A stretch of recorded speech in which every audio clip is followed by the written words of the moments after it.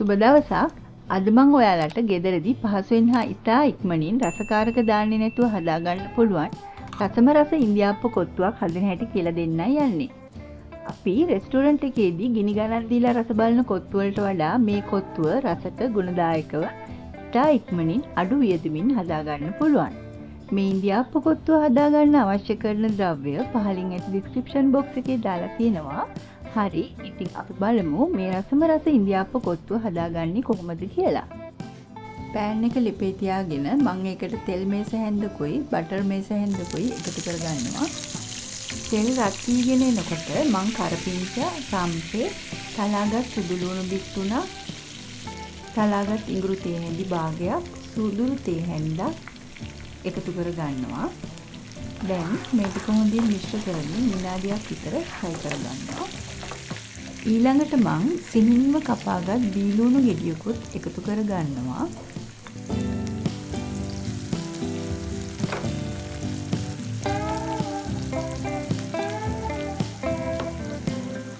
ලුණු තරමක් බැදෙනකොට මං සිහින්ව කපාගත් කැරට් කෝප් එක ප්‍රමාණයකුත් මේකට දාගන්නවා.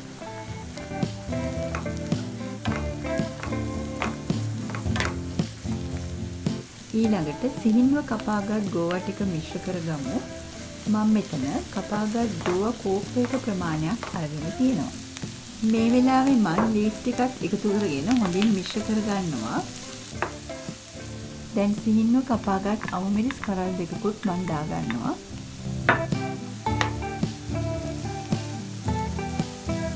දැන් මම බිත්තර තුනකුත් දාගන්නවා.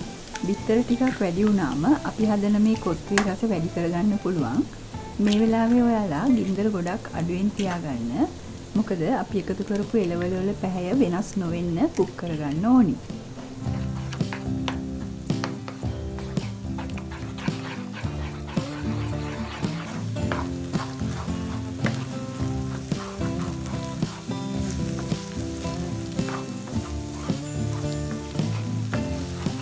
මම මේ හදන කොත්තුවට උම්බලකඩ මේස හැන්දක් දාගන්නවා. ඔයාලා ගෙදර උම්බලකඩ තියෙනවා නම් එකතු කරගෙන බලන්න. හරිම රසයි. දැන් මං කහ තේ හැඳි භාගයක්, කෑලි මිරිස් තේ හැන්දක්, ලුණු තේ හැඳි භාගයක් එකතු කරගෙන ඊළඟට පිසගත් චිකන් කැබලි ටිකකුත් මේ විදිහට දාගෙන හොඳින් මිශ්‍ර කරගන්නවා. ඔයාලා කැමති ඕනෑම මස් වර්ගයක් හෝ බැලගත් මාළු කැබලි වුණත් මේ වෙලාවේ දාගන්න පුළුවන්. වෙජිටේරියන් කෙනෙකුට නම් මම මුලින් එකතු කරපු එළවලු විතරක් යොදාගෙන උනත් මේ රසවත් කොත්තුව හදාගන්න පුළුවන්. මෙතන තියෙනවා කුඩාවට කඩාගත් ඉන්දියාප්ප 20ක්. ඔයාලා හොඳට මතක තියාගන්න ඕනි දෙයක් තමයි කොත්තුව හදන්නේ ඉන්දියාප්ප ගන්නකොට ඊට කලින් දවසේ හදපු ඉන්දියාප්ප ගන්න තියෙනවා නම් වඩාත් හොඳයි. අද හදපු ඉන්දියාප්ප ඔයාලා ගන්නවා නම් කොත්තුව හදන වෙලාව වෙනකල් ෆ්‍රිජ් එකේ දාලා තියලා අරගන්න. දැන් අපි හොඳින් මේ වගේ මිශ්‍ර කරගමු. ලිපේ ගින්දර වැඩි කරගෙන විනාඩියක් විතර fry කරගත්තම ඇති. ඔයාලා කැමති ග්‍රේවි එකක් මේ වෙලාවේ එකතු කරගන්න. මම නම් චිකන් හොදි ටිකක් දාගෙන නැවතත් හොඳින් මිශ්‍ර කරගන්නවා. මේ ඉන්දියාප්ප කොත්තුව හදන්න මට විනාඩි 5ක වගේ කාලයක් ගියා. අපි කාර්යබහුල වෙලාවට වැඩට යනකොට දරුවන්ගේ පාසලට යවන්න උදෑසනට මේ විදිහට ඉතා පහසුවෙන් ඔයාලටත් රසට මේ ඉන්දියාප්ප කොත්තුව හදාගන්න පුළුවන්.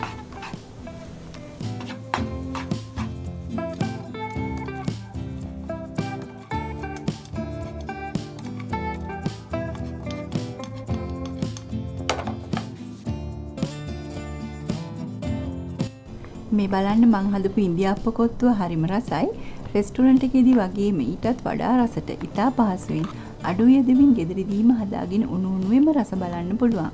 ඉතින් ඔයාලා මගේ මේ වීඩියෝට කැමති නම් ලයික් කරලා ඔයාලගේ වටිනා අදහස් ලබා දීලා මාව සබ්ස්ක්‍රයිබ් කරලා බෙල් අයිකන් එකත් ක්ලික් කරලා තියාගන්න.